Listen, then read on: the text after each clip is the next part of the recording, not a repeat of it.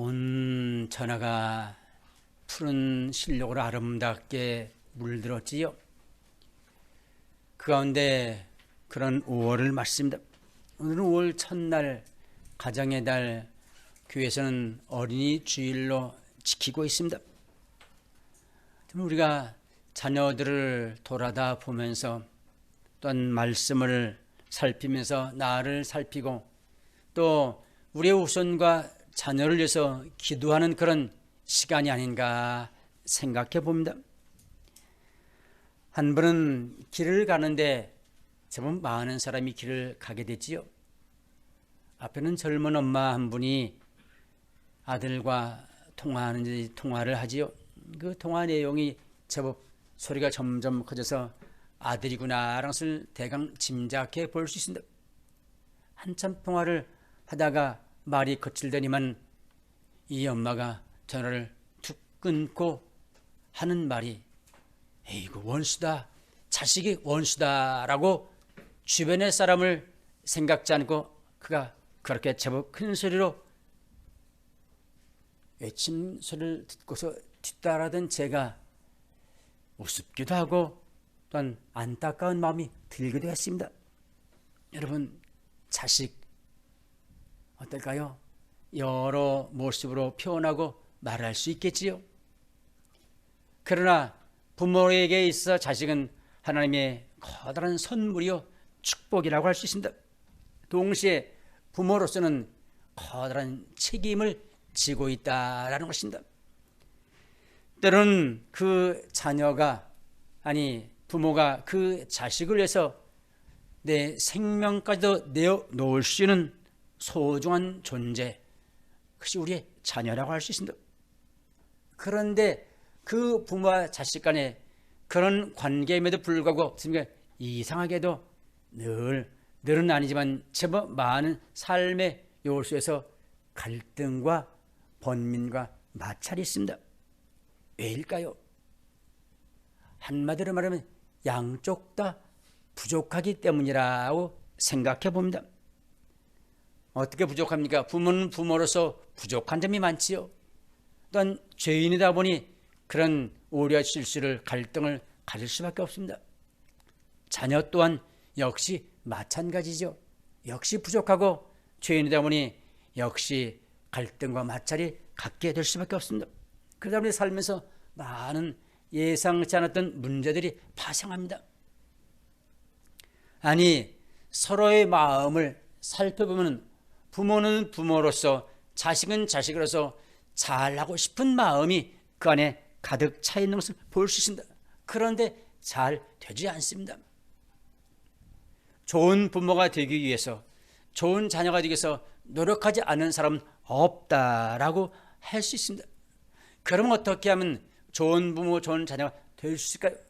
한 가지 방법 중 하나가 모두가 자신의 부족함과 무능함을 인정하고 하나님 앞에 나와 무릎 꿇고 겸손히 하나님께 간구하는 것, 곧 그것이 서로가 해야 될 일 중에 하나라고 할 수 있습니다. 오늘 본문 여러분이 잘 아시는 모세에 관한 이야기입니다. 모세, 구약 성경에서 빼놓을 수 없는 인물입니다. 이스라엘의 역사에서 결코 빼놓아서는 안 될 위대한 인물을 넘어서 영웅에 해당하는 사람이라고 말할 수 있습니다. 여러분, 그 모세가 역사에서 빼놓을 수 없는 위대한 인물이 되기까지 가장 중요한 요소를 손꼽으면 두 가지를 손꼽을 수 있습니다. 하나는 하나님의 전적인 은혜였다라는 사실입니다. 모세가 그런 위대한 인물이 되기까지 하나님의 은혜가 그에게 한없이 부어졌다라는 사실이죠.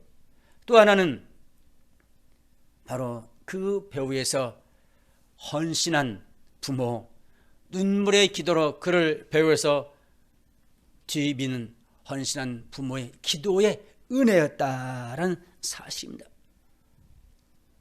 이 두 이야기를 빼놓고 모세에 관해서 말할 수 없다는 사실입니다. 오늘 본문의 배경을 말씀드릴까요? 여러분이 잘 아시듯이 본문은 대략 대략 주전 1500년경에 있었던 이야기입니다. 지금으로 말하면 3500년 전의 이야기라고 말씀드릴 수 있습니다. 이때 이스라엘 민족은, 유대인이죠, 히브리 민족은 애굽에 이민살이를 하고 있었습니다. 원래는 요셉이 형제들의 미움을 받아서 팔림을 당하여 애굽에 가게 되었지요. 근데 거기에서 하나님의 은혜로 그 요셉이 노예의 삶임에도 불구하고 어떤 자리에 이릅니까?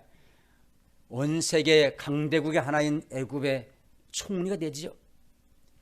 그 총리가 된 은혜로 인하여서 그 후손들을 다 데려다가 나라에서 고센의 땅을 주어서 함께 그 가족의 삶의 터전을 그곳에서 살게 되어서 마침내 거대한 민족으로 형성되어지는 것을 볼 수 있습니다. 그런데 세월이 지나가면서 왕이 여러 번 뒤바뀌게 됩니다. 왕이 바뀌면서 여러 왕 가운데 히브리 민족과 모세를 싫어한 왕이 나타나기 시작하게 됩니다. 그래서 유대 민족, 즉 히브리인들을 그들이 경계하기 시작하죠. 여러 방법으로 그들을 경계합니다. 그러자 경계가 심해지었던가 마침내 히브리 민족이 핍박과 박해를 당하기 시작하는 것을 볼 수 있습니다. 핍박과 박해가 심해지자 그들이 한 일이 뭘까요? 하나님께 나아가 민족의 암달을 놓고 자기들의 고난과 어려움을 놓고 기도하며 간구하게 되었던 것을 볼 수 있습니다. 마침내 하나님이 그들의 간구를 들으시고 그들에게 어떻게 응답하십니까? 그들이 애굽의 노예에서부터 해방을 허락하시죠. 그게 출애굽입니다. 그 출애굽을 지도했던 인물이 곧 모세라는 위대한 인물임을 잘 볼 수 있습니다. 그런 그 역사에 관한 기록이 곧 출애굽기서입니다. 그 출애굽기서 1장에 보시면은 그 모세가 태어났던 때가 어떤 시대인가를 자세하게 기록되어 있는 것을 볼 수 있습니다. 히브리 민족이 번성해지는 것을 보고서 애굽 사람들이 경계를 하게 되고 그 가운데 왕 중에 바로 왕이 마침내 저들을 그냥 두지 못해서 데려다가 어떻게 합니까? 강제 노역을 시킵니다. 나라의 힘든 일들을 다 그들에게 떠맡기죠. 강제 노역에 시달린 그들이 민족이 점점점 사라질 줄 아는데 그렇지 않고 오히려 더 강한 민족으로, 힘 있는 민족으로 번성해 나가는 그들을 보게 되죠. 그러자 이번에는 남아 산하 제한법을 왕이 만들어 선포합니다. 남아 산하 제한법이라는 것은 히브리 민족은 자식을 낳으면 여자아이를 출생했을 때는 살려두지만 그러나 남자아이를 태어났을 때는 산파를 둬서 그들을 슬그머니 죽이도록 그렇게 명을 왕이 만들지요. 그런데 히브리 민족을 받는 그 산파들이 어떤 사람들인가? 믿음의 사람들입니다. 그들이 믿음의 사람이었고 지혜로운 사람이었기 때문에 그들은 왕의 명령을 듣지 아니하고 하나님의 뜻을 생각하여서 그들이 남자도 다 살려두는 지혜를 쓰는 것을 성경을 통해서 잘 볼 수 있습니다. 이에 야교론 왕이 안 되겠다라고 생각되든지 이제는 더 강한 법을 만들죠. 어떤 법입니까? 히브리인들의 모든 남자는 태어나면 나일강에 던져 죽이라는 법을 만들게 됩니다. 이 법 앞에 어떤 사람도 어떤 그 가정도 반기를 들지 못합니다. 왜요? 강한 나라이기 때문에 왕의 명령이 무섭기 때문이죠. 아니, 그 명령을 어겼다가는 자식을 죽는 정도가 온 가족이 몰살당한 위험한 상황이 처해 있기 때문에 어떤 부모도 거역할 수 없는 그런 상황에 있는 것을 잘 볼 수 있습니다. 그런 상황 가운데 한 아기가 태어납니다. 여러분, 모든 그 당시 부모가 다 그렇겠습니다만은 어떻습니까? 그런 형편 가운데 아들을 태어난 어미의 마음이 어떨까요? 한마디로 간장이 녹을 수밖에 없습니다. 얼마나 가슴을 조였을까요? 아니, 아기를 배에 잉태하는 순간부터 이 아기가 이 아이의 운명이 어떻게 될 것인가? 남자일 것인가? 여자일 것인가? 그리고 그의 장래는 어떻게 될 것인가? 여러분, 어비의 마음이 어떨까요? 간절이고 마음이 졸릴 수밖에 없을 것입니다. 그렇다면 그런 아이를 두고서 부모된 그가 해야 할 수 있는 일이 과연 무엇일까요? 아무것도 할 수 없지요. 할 수 있다면 그들은 믿음의 사람이기 때문에 하나님께 맡기고 기도하는 것밖에는 다른 일이 없었다는 사실입니다. 그 어미가 곧 요게벳이라는 여인입니다. 성경에 보시면 많은 여성들이 나오는데 그 많은 여성 가운데 가장 슬픈 여인 가운데 한 사람이 요게벳이라는 사실들을 잘 볼 수 있습니다. 왜요? 그가 평생 동안 눈물로 이 땅을 살았던 여인이기 때문에 그렇습니다. 그러면 여러분 그렇게 말할 수 있습니다. 아니 모세의 어머니인데 그렇게 역상 위대한 인물이요 영웅의 취급을 받는 그인데 어떻게 그 어머니가 눈물로 살았겠습니까? 여러분 눈물로 살았지요. 어쩌면 눈물에 살았던 그 값이 위대한 아들 모세를 만들어 놓았다라고도 과언이 아니라는 사실입니다. 아이를 낳았습니다. 보위에서 날강에 던져야 옳습니다. 그러나 그 어미는 그를 던지지 못합니다.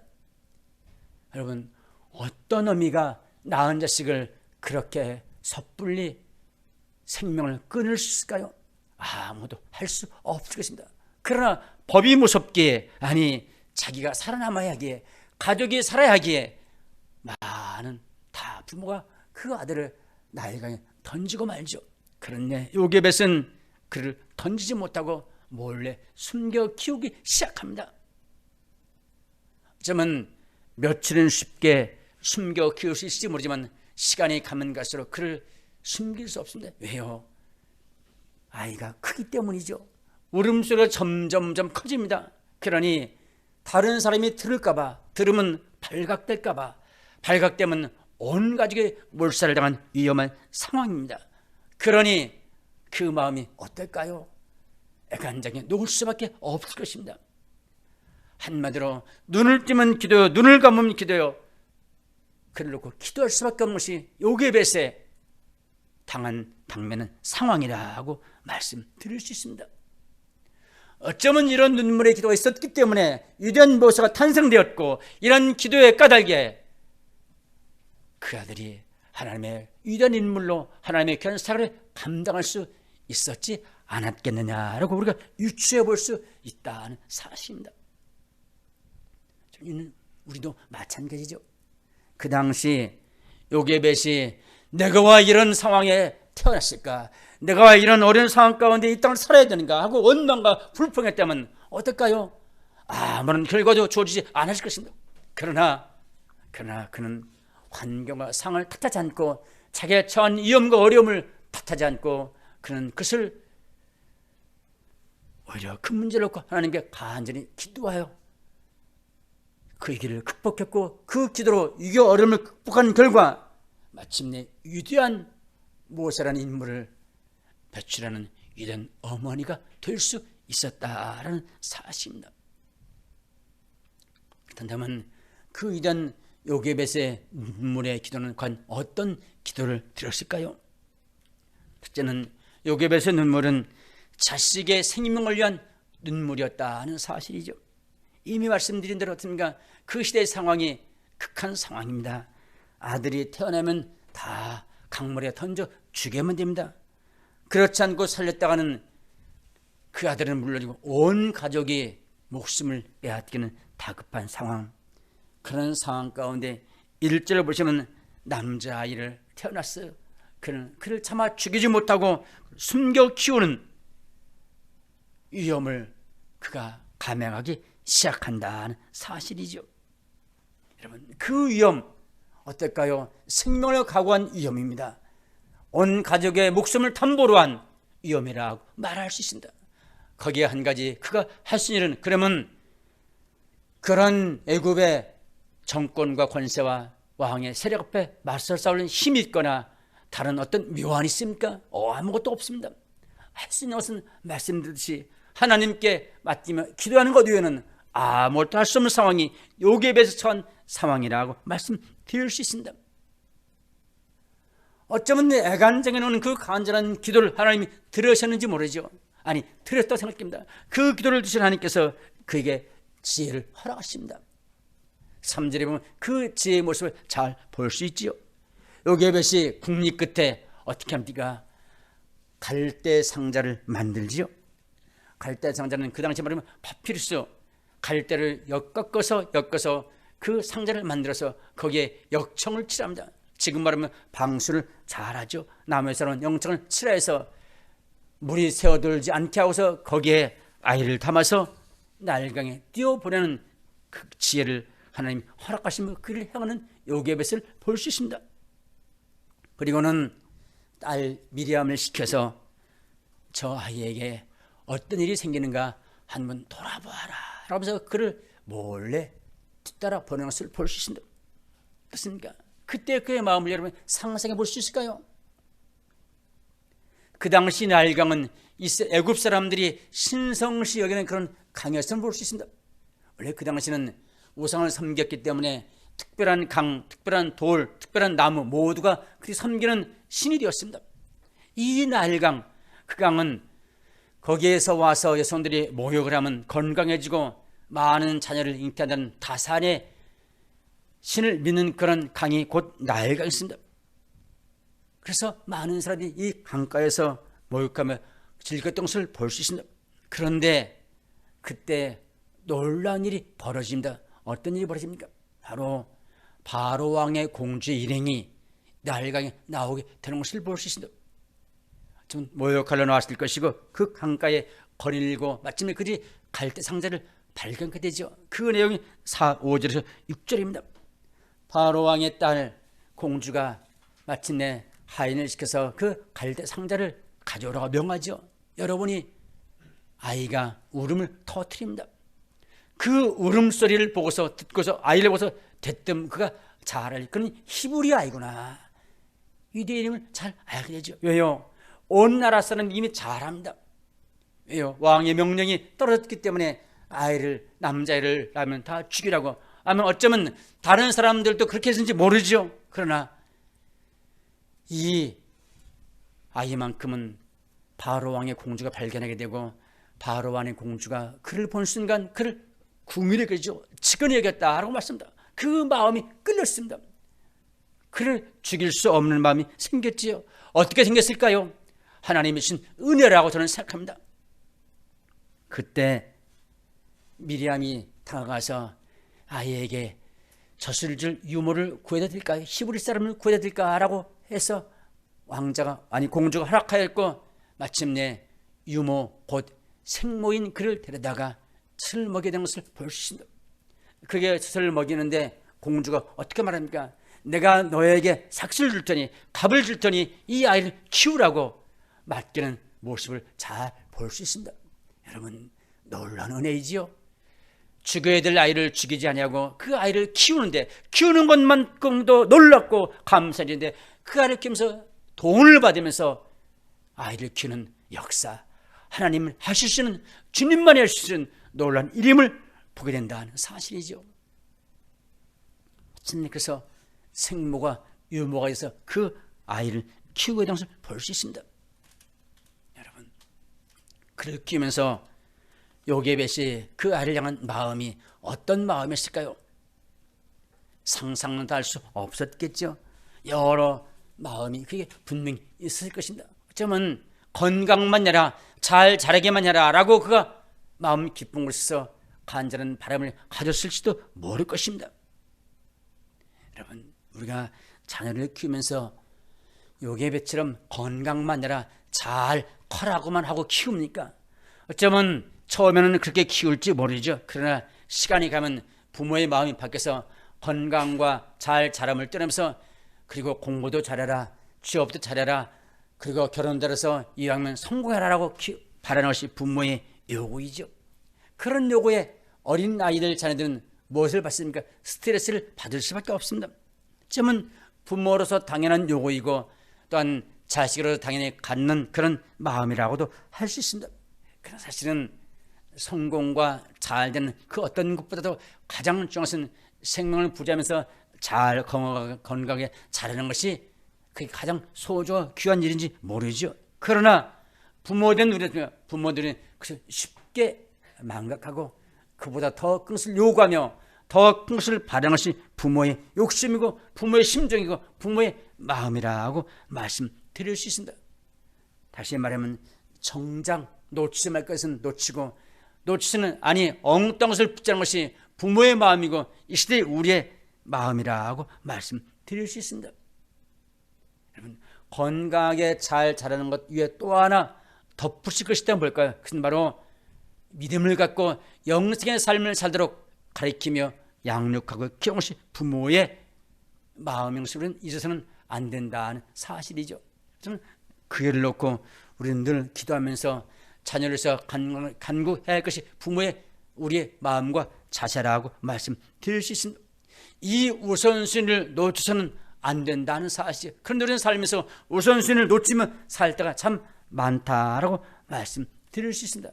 그러나 지금이라도 우리는 우선순위를 바로잡고 자녀를 위해서 기도하는 자녀의 참된 생명을 놓고 기도할 수 있는 부모가 되어야 된다라는 사실입니다. 두 번째, 요셉의 기도는 어떤 기도일까요? 자식의 행복을 위한 기도를 드렸다는 사실이죠. 그의 눈물의 기도는 자식의 행복을 놓고 기도하는 것을 볼 수 있습니다. 여러분, 모세가 어린 아이가 그렇게 부모의 품에서 자라다가 마침내 유아 시절을 지내고 그를 떠나보내는 모습이 10절의 기록됩니다. 저는 그 어느 정도 장성해서 그 아기를 바로 바로의 공직에 맡기는 모습이 10절에 기록되지요. 10절에 보시면 그 아기가 자라매 바로의 딸에게로 데려가니 그가 그의 아들이 되니라. 그가 그의 이름을 모세라 하여 이르되 이는 내가 그를 물에서 건져내었습니다 라고 했습니다. 그 아기 이름을 공주가 붙이는데 모세라는 이름을 붙이죠. 그 이름의 의미는 내가 그를 물에서 건져내었다라는 이름을 그에게 붙여주는 것을 볼 수 있습니다. 여러분, 이 아기를 요셉이 궁궐로 보내면서 그의 마음이 어떨까요? 역시 그 마음 찢어질 수밖에 없다는 사실이죠. 어쩌면 그렇게 생각할 수 있습니다. 다행이구나. 어린 시절에 힘들게 살지 않고 궁궐에 가서 왕의 후손으로 살니 잘 되었다라고 그렇게 생각할 수 있겠지만, 그러나 부모의 마음은 그것이 아니지 않습니까? 왜요? 내 곁에 두고서 내가 돌아보고 내가 그를 살피며 내가 손수 그 모든 것을 그게 돌아보고 살펴봐야 되는데 그렇지 못한다는 것, 부모의 가슴 아픈 일이라는 사실이죠. 그러므로 그가 바라면 이제 그가 궁궐에 가서 행복한 삶을 살기를 원하고 바라는 것이 부모의 간절한 기도요, 부모의 마음임을 잘 볼 수 있습니다. 어쩌면 그를 요셉이 키우면서 어떻게 키웠을까요? 어린 그에게 요셉은 너는 하나님의 자녀다. 너는 히브리 민족이다. 너는 하나님 잊어서는 안 된다. 다른 것은 다 잊어버려도 여호와 하나님, 우리의 생명이요, 우리 구세주요, 이 땅의 주인 되신 여호와 하나님을 너는 잊지 말아라. 그리고 그의 말씀을 따라서 그 명령을 지키면서 이 땅을 살아가라라고 좀 수도 없이 수천 번 그 어린 아이가 듣던 듣지 않던 알든 알았지 못했던 그는 기염한 뒤에만 시간만 되면 그 어린 아이에게 이렇게 이어지지 않았겠는가, 우리는 생각해보게 된다는 사실이죠. 좀 그 말을 할 때마다 그의 마음은 말할 수 없는 아픔과 눈물이 그의 마음에 고였다라고 생각해 볼 수 있습니다. 여러분, 그러면 부모된 우리가 자녀를 위해서, 자녀의 행복한 삶을 위해서 할 수 있는 일이 있다면 어떤 것일까요? 몇 가지를 생각해 볼 수 있겠지요. 첫째는 무엇보다도 하나님께 맡김의 기도가 필요하다는 사실이죠. 여러분, 우리가 부모라고 해서 자식의 그 모든 것들을 다 살피며 돌아볼 수 있습니까? 그럴 수 없습니다. 한계가 있습니다. 어쩌면 요셉에게는 그 어린 아이의 키우는 순간 유아기에만 그가 살피시는 한계라고 한다면, 부모된 우리는 그 자녀가 커서 자기가 할 일을 할 수 있기 전까지는 부모는 돌아보고 살필 수밖에 없다는 사실. 그 이유는 어떠니까 자식에게 맡길 수밖에 없다는 사실. 그러나 우리는 자식에게 맡기는 게 아니라 하나님께 맡기는 기도가 필요하다는 사실이죠. 왜요? 자식을 진정으로 돌아보며 살피며 그의 모든 것을 챙겨주시는 그는 부모가 아니라 여호와 하나님이시기 때문이라는 사실이죠. 그렇지 않습니까?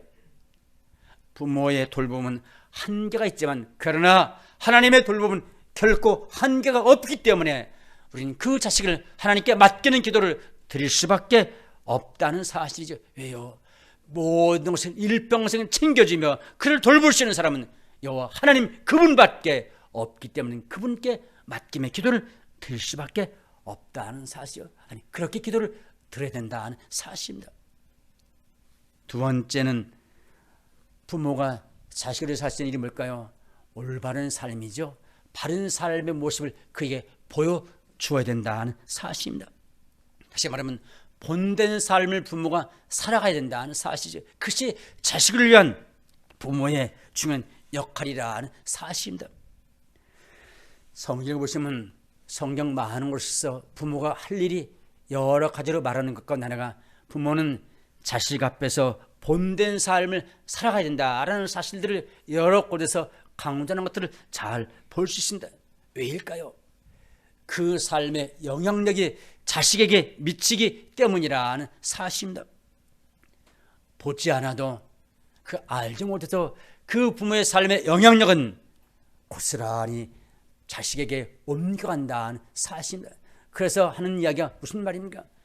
부모는 자식의 거울이라고 말하지 않습니까? 보이지 않는 교과서입니다. 그래서 부모는 자식은 그 부모의 삶을 따라서 이 땅을 사는 것이 곧 자식의 삶이라는 사실입니다. 여러분 종종 그런 일을 경험하지요. 자식이 커가면서 부모가 원치 않은 삶을 행위를 하는 것을 보면서 자녀는 마음속으로 내가 저런 일은 행하지 않겠다라고 마음이 다짐하지만 놀랍게도 저도 크면 어떻습니까? 그 부모의 그 잘못된 삶을 그대로 번복하는 것이 바로 자식이 부모를 따르는 삶이라고 이야기합니다. 제가 아는 어느 집사님, 제가 언젠가 한번 예화를 들었던 집사님이십니다. 그 집사님은 직장을 다니면서 그리 좋지 않은 직장입니다. 그런 직장을 다니면서 직장에 가보니까 많은 직원들이 편법을 써 돈을 버는 방법이 그 직장 안에 있었습니다. 머리를 좀 굴리면 바로 그 직장에서 얼마든지 돈을 잘 벌 수 있는데, 그래서 실제로 동료들이 그렇게 돈을 벌어서 집도 사고 차도 사고 그렇게 사는데 그 집사는 그렇게 살지 않고 그냥 정직하게 주는 봉급을 받고 양심대로 살아갑니다.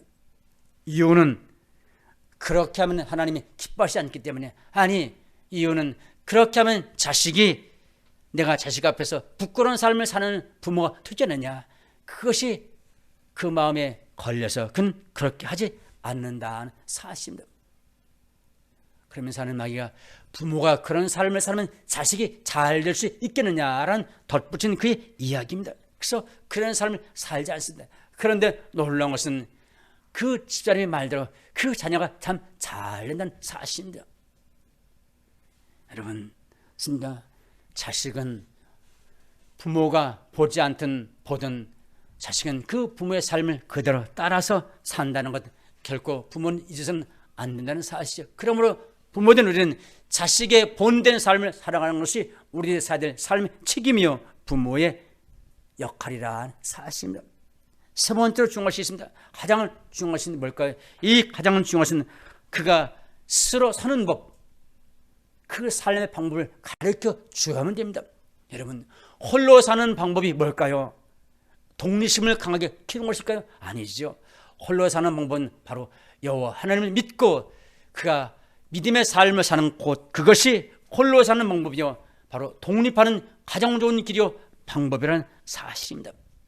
이 땅을 살면서 하나님을 나의 구세주로 고백하면서 믿음의 삶을 사는 그 삶이 바로 하나님과 동행하는 삶이고, 그렇게 하나님과 동행하는 삶을 사는 그 삶이 험한 세상에서 쓰러지지 않고 무너지지 않고 자빠지지 않고 잘 굳건해서 살아가는 삶의 방법이 곧 믿음의 삶을 사는 방법이기 때문에 그 자녀에게 신앙과 믿음을 심어주는 부모의 삶을 살아가야 된다는 사실입니다.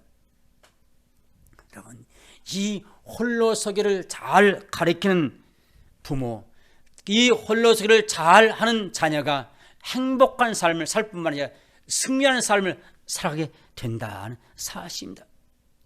이 사실을 부모된 우리는 잊지 않고 그에게 신앙의 삶을 잘 심어줘야 된다는 사실입니다. 그러면 요게벳의 눈물을 계속 보실까요?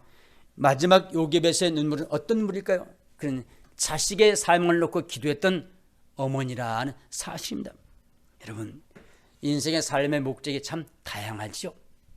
어느 분은 잘 먹고 잘 사는 삶을 살기 위해서, 또 누구는 권세와 권력을 잡기 위해서, 또 누구는 많은 소유가 되는 부자의 삶을 살기 위해서 인생의 목적과 목표를 두는 많은 분들이 있습니다. 여러분, 그러나 인생의 목표와 목적이 그렇게 소유와 인간의 성취에 두고 있다면 어떨까요? 성취하지 못하면 낙심하고, 성취하고 보니까 허무해질 수밖에 없는 것이 그런 소유의 인생의 목표, 목적을 두는 사람의 목표라고 말씀드릴 수 있습니다. 그러나 소유보다 더 소중한 것은 뭘까요? 그것은 바로 소유한 다음의 문제입니다. 그리고 그 소유를 무엇을 위해서 그 소유와 그 목표를 달성해야 하는가 하는 또 다른 삶의 참된 목표라는 사실입니다. 공부를 하는 목적도 그 소유한 이후에 무엇을 위해서, 그리고 출세와 성공은 역시 마찬가지라고 말씀드릴 수 있습니다. 이것을 다르게 표현하면 인생의 사명이라는 사실이죠. 즉, 인생의 사명은 소유와 그리고 쟁취와 성공과 승리에 두는 것이 아니라 또 다른 사람과 또 다른 사람의 의미를 두고 또 다른 사람의 도움과 유익을 위해서 이 땅에서는 참된 가치와 목적을 두는 삶, 곧 사명 있는 삶을 살아가야 그 인생이 참된 가치와 의미와 목적과 보람 있는 삶을 살게 된다는 사실입니다. 모세의 어머니인 요게벳은 그 어린 아이를 보고서 이 사명을 그가 보았다라는 것입니다. 그 삶을 보고서 그는 그를 숨어 키웠고, 마침내 그가 이 민족을 구원할, 바로 민족을 구원할 구세주, 곧 이 민족을 해방시킬 자로 그는 그 아이를 보고 깨달아 알았다는 사실이죠. 그래서 그 삶을 놓고 요게벳은 기도하게 된다는 사실입니다. 그럼 그렇게 말씀하겠죠. 어떻게 그것을 알 수 있었을까요? 히브리서 11장 23절에 보시면 그 사실을 잘 볼 수 있습니다. 히브리서 11장 23절에 보시면 믿음으로 모세가 낳았을 때에 그 부모가 아름다운 아이임을 보고 석 달 동안 숨겨 왕의 명령을 무서워하지 아니하였다라고 했습니다. 요게벳이 아이를 낳고 석 달 동안 숨겨 키우지요. 그 아이를 숨겨 키우는 이유가 뭘까요? 그 아이를 보고서 아름다운 아이임을 보았다라고 히브리서는 말씀하고 있지만, 그러나 그 의미는 바로 그가 위대한 인물, 이 민족을 해방시킬 지도자로 그는 보았다라는 그런 의미의 원어를 갖고 있다는 사실이죠. 그래서 그는 그 꿈을 갖고 이 아이를 숨겨 키웠고, 그 꿈을 그 아이에게 사명감을 갖고 심어주며, 그 어린 아이의 좀 말을 알아듣지 못한 그에게 이 꿈을 부어주며 심어주면서 그에게 신앙을 넣어 주었다라는 사실입니다. 그렇습니까? 태어난 지 3개월 동안 그가 숨겨 키웠습니다. 3개월 동안 숨겨 키웠다 보니까 그 3개월 동안 얼마만큼 그가 교육을 했을까요? 3개월이면 990일, 100일도 채되지 않은 그런 시간이죠. 참 그 시간 동안 앞에서 말씀드렸지, 요게벳은 할 수 있는 대로 기와 힘을 내면 너는 시골 민족이다, 하나님의 백성이다, 하나님이 너를 선택하였고 이 민족을 구원할 자로 너를 삼았다라는 그 사명을 요게벳은 그가 알아듣지 못했던 그는 그 사명을 심어 주었다는 사실이죠. 그래서 마침내 그 모세가 위대한 지도자로 세움을 받게 된다는 사실입니다. 그런 내용들이 히브리서 11장 24절 이하에 쭉 기록됩니다. 24절에 보시면 믿음으로 모세는 장성하여 바로의 공주의 아들이라 칭함받기를 거절하고 도리어 하나님의 백성과 함께 고난받기를 잠시 죄악의 낙수를 이루는 것보다 더 좋아하고 그리스도를 위하여 받는 수모를 애굽의 모든 부하보다 더 큰 재물로 여겼으니 이런 상 주심을 바라보았다라고 말씀하고 있습니다. 그렇습니까? 한마디로 보시는 애굽의 호화스러운 공자, 왕자, 그 궁궐의 생활을 그는 즐겨하지 않았습니다. 그것을 뛰어넘고 마침내 하나님의 원하시는 이 민족, 이 백성을 애굽의 압제에서 구출해낸 그 사명, 그 책임을 해서 그는 생명을 내놓는 삶을 사는 사람으로 세움받게 된다는 사실이죠. 그 일을 행했던 이유는 하나님 나라의 상급을 믿음으로 바라보았기 때문에 이 일을 감당하게 된다는 사실입니다. 여러분, 모세는 3개월 동안에 단 3개월 동안에 부모의 품 안에 자랐고 나머지는 이방 땅에서 살은 사람입니다. 그럼 이방 땅에서 신앙을 키웠을까요? 여러분, 애굽은 신앙이 없는 나라입니다. 신앙을 그가 듣고 접했다는 단 3개월밖에 없습니다. 그럼 그 3개월 동안 요기벳이 어떤 교육과 어떤 훈련을 해 주었을까요? 그는 눈물의 기도와 간절한 마음으로 그에게 이 사명과 신앙을 심어 주었다라고밖에 말할 수 없다는 사실입니다.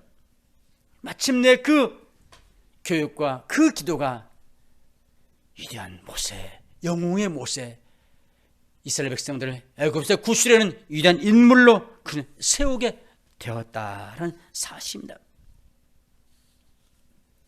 여러분, 세계를 이끌고 있는 미국과 이스라엘 두 나라가 어쩌면 이 세계를 이끌고 간다라고도 과언이 아니지요. 여러분, 이스라엘과 미국이 세계를 주도할 수 있는 그런 중요한 비결 중에 하나가 뭘까요? 그것은 바로 교육이라는 사실이죠. 물론 두 나라가 모순도 많고 지탄도 많고 잘못된 일도 많이 행합니다. 그러나 이러니 저러니도 세계를 이끌고 있는 두 주도 국가라고 말씀드릴 수 있습니다. 그런데 분명한 그들의 목표 중 하나가 그들은 바로 이웃과 역사와 그리고 사람을 섬기는 사람으로 교육하는 것이 그들의 교육의 근본 목표라는 사실입니다. 미국의 사립 명문 학교 가운데 필립스 아카데미라는 학교가 있습니다. 이 필립 아카데미는 유명한 많은 대통령과 유명한 많은 사람들 배출한 학교로 유명합니다. 그 학교를 세운 목표가 있습니다. 그 학교의 건학 이념을 보면 건학 목표가 바로 이것입니다. 자신이 아닌 남을 위해서 살자. 나를 위해서가 아니라 다른 사람을 위해서 이 땅을 살아가자라고 하는 교육 목표를 그들이 두고 있다는 사실이죠. 그러므로 공부를 하는 것도 나의 영달과 성공이 아니라 다른 사람을 위해서, 나라와 민족을 위해서, 그리고 이웃을 위해서 공부하고 배워서 그렇게 아름답게 쓰임받는 삶을 살자라는 그런 목표의 학교를 세웠다는 사실이죠. 여러분, 이 건학 이념이 어디서 나왔을까요? 바로 성경에서 나왔다는 사실입니다. 즉, 성경 교육과 상을 기초로 한 그 민족과 나라가 그래도 이 땅을 주도하며 이 땅을 이끄는 나라가 되고 있다는 사실입니다. 이 가운데 그런 말이 있습니다. 교육은 사람을 바꾸고 사람은 역사를 바꾼다라고 말합니다. 교육은 사람을 바꿉니다. 올바른 교육이 그 사람을 바꾸면 그 사람이 역사를 바꿔놓습니다. 여러분, 어떻습니까? 지금 이 나라를 한번 가만히 보십시오. 나라가 참 혼란스럽습니다. 정치를 한다는 사람들이 자기의 안위를 위해서 법을 만드는 그 시대, 왜일까요? 내가 잘 살자라고 하는 생각 때문에 나온 결과입니다. 그러나 남을 위해서 잘 살자라고 하면 이런 법과 제도를 만들 수 없다는 사실이죠. 여러분, 말씀을 맺습니다. 자식과 교육과 미래, 누가 책임집니까? 나라의 제도도 국가의 제도도 교육의 제도도 아닙니다. 부모의 중요한 역할이라는 사실입니다. 단 3개월에 위대한 모세를 만들어 놓았다 한다면 그 많은 시간을 들여서 우리는 얼마든지 위대한 인물을 배출해낼 수 있다는 사실이죠. 어떻게 해요? 요괴배처럼 믿음과 기도로 눈물의 기도로 자녀를 양육하며 키울 때 하나님 응답하시며 역사하시며 은혜로 위대한 인물과 사람을 키워낼 수 있다는 사실을 다시 한번 잘 기억하셔서 어쩌면 지금도 결코 늦지 않았음을 다시 한번 돌아다 보면서 우리의 후손과 선을 위해서 기도할 줄 아는 그런 부모, 동시에 그들을 둬서 이 나라와 이 세계와 온 땅에 아름답게 변한 인물로 세워지며 만들어지는 그런 결단과 각오를 갖는 귀한 시간이 되시기를 바랍니다. 기도하시겠습니다.